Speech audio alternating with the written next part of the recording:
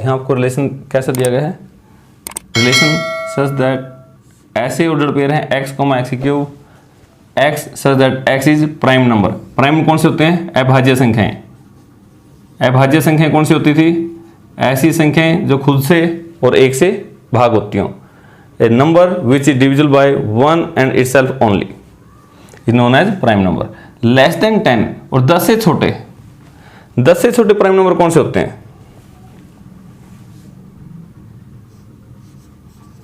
Prime number less than 10 कौन से थे, सबसे छोटा प्राइम नंबर कौन सा होता है, 2, 3, 5 और 7। सिर्फ यही है जो प्राइम नंबर है, अभाज्य संख्या है जो 10 से छोटी हैं, 2, 3, 5, 7। तो x की वैल्यू क्या है, ये है, इन्हीं में से लेनी है x की वैल्यू। एक बार 2 लेनी है, एक बार 3, एक बार 5, एक बार 7। x कॉमा इसको क्या मान लेता हूं मैं, y, ताकि लिखने में आसानी हो जाए। तो मैं यहां लिख देता हूं let y is equal to X की क्यूब, क्योंकि आप लिखते थे ना यहाँ पे x, यहाँ पे y, x कॉमा y, तो y की जगह क्या दे रखा है, x की क्यूब, x की 3, y बराबर x की 3।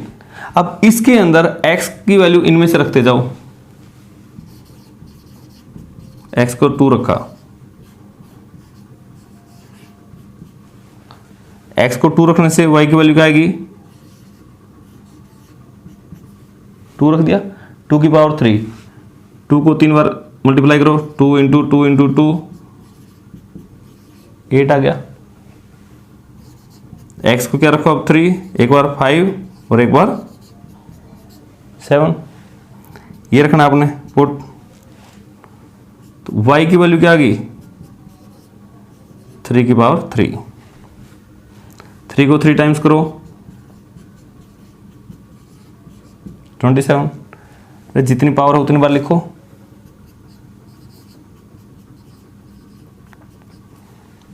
x की पावर 3, x की जगह तो 5 रखना था, 5 की पावर 3 कितनी बार लिखो, 5 को 3 बार, 5 गुणा 5 25 गुणा 5 125। तो ऐसे ही 7 की पावर 3, x की वैल्यू तो 7 है ना, 7 की पावर 3, 7 इंटू 7 इंटू 7 343। तो आपने x की वैल्यू रखी, ये आपकी y की आ गई, दैट मीन्स इसकी इमेज ये आ गई। तो अब इसको रोस्टर फॉर्म में लिखो,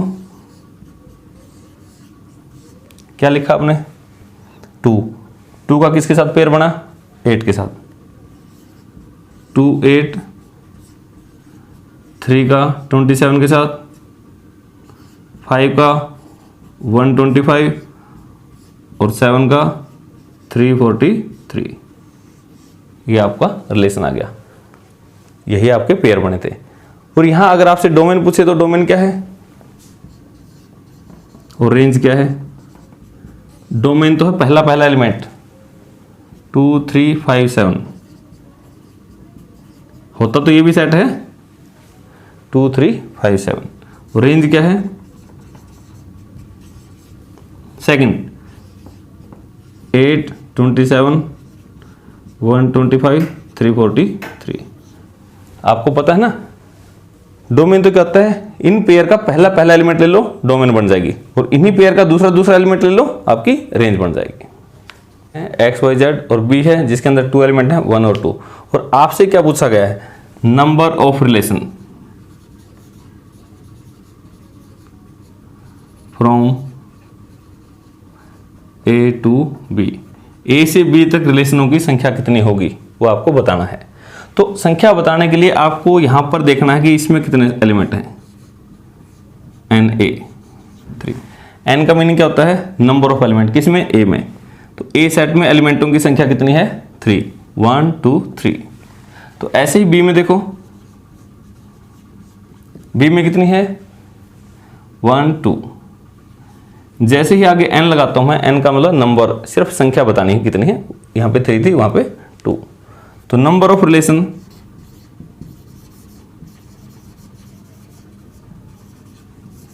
from set A to the set B, क्या फार्मूला लिखवाया था, 2 की पावर ए के अंदर एलिमेंटों की संख्या, number of element in A, into B के अंदर एलिमेंटों की संख्या, तो number of element in B, 2 की power N A into N B. और कभी कभी कुछ बुकों में ये लिखा मिलता है 2 की पावर m इंटू एन। मान लिया कि m संख्या तो आपकी a सेट में थी और n b में थी, तो आप कुछ भी करो मीनिंग तो वही है। 2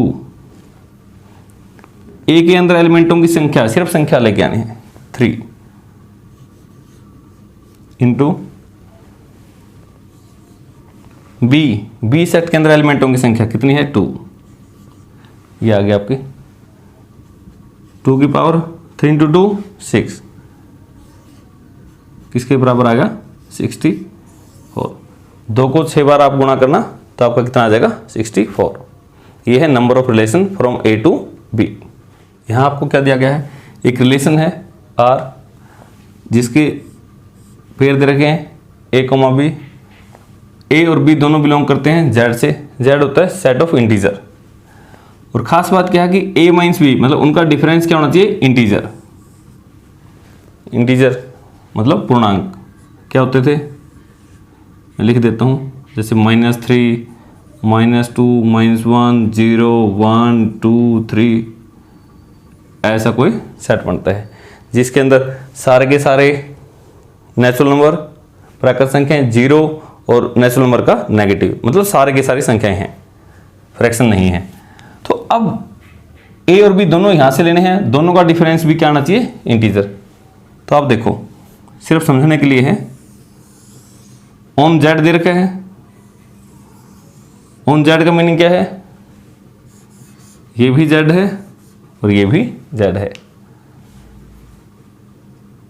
0, 1, 2, 3 माइनस के 4, 1, 2, 3, 4 चलते जाएंगे। यहाँ भी 0 है, 1, 2, 3, 4 डैश डैश सारे के सारे, -1, -2, -3, -4 सारे के सारे हैं। अब आप सोच के देखें, सिर्फ मान लो मैं एक एलिमेंट यहाँ से एक फिक्स कर लेता हूँ, 0 ले लेता हूँ। 0 के साथ मैं कोई भी एलिमेंट ले हूं, जैसे 0 के साथ मैंने 0 ही ले लिया, 0 में से 0 घटाओ क्योंकि a माइनस बी, 0 में से 0 घटाया कितना आया 0। क्या 0 इंटीजर है, हाँ 0 तो इंटीजर है, यहां देखो 0 तो इंटीजर है, तो इसका मतलब 0 का 0 के साथ पेयर बन जाएगा। अब देखो क्या 0 का 1 के साथ पेयर बन सकता है, क्यों 0 में से ये घटाओ, 0 में से 1 गया, कितना आ गया -1। क्या -1 इंटीजर है घटाने के बाद, हाँ -1 तो इंटीजर है, यहां तो सारे के सारे हैं। तो 0 का 1 के साथ पेयर, 0 का -1 के साथ पेयर भी बन सकता है, क्योंकि 0 में से -1 को घटाओगे तो 0 + 1 कितना आ गया 1, और 1 भी इंटीजर है क्योंकि इंटीजर में तो सारे हैं। तो ऐसे देखोगे 0 का सबके साथ पेयर बन जाएगा।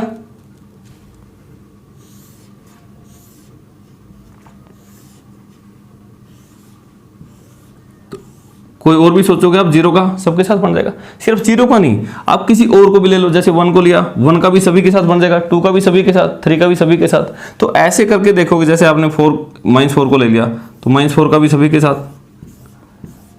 ये आपको बना के नहीं दिखाना, सिर्फ समझना है। तो आप यहां से कोई भी एलिमेंट उठाओ और यहां सभी एलिमेंट के साथ उसका पेयर बन रहा है कि नहीं बन रहा है, तो इसका मतलब है कि यहां के भी सभी एलिमेंट और यहां के भी सभी एलिमेंट आप लेओगे इफ ए और बी दोनों कहां से हैं, इंटीजर से है, देन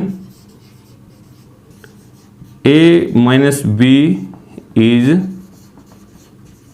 ऑलवेज एन इंटीजर।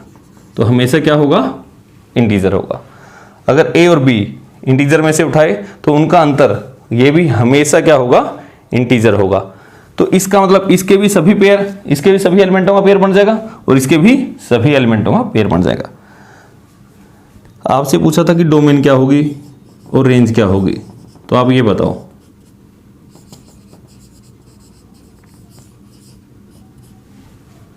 यहां से आपने देखा डोमेन होता पहला पहला एलिमेंट, और यहां के तो सभी एलिमेंटों का पेयर बन रहा है, तो पहले एलिमेंट में तो सारे के सारे आ जाएंगे, सारे के सारे को मैं लिख सकता हूं सेट ऑफ इंटीजर, पूरा जेड ही लिख देता हूं।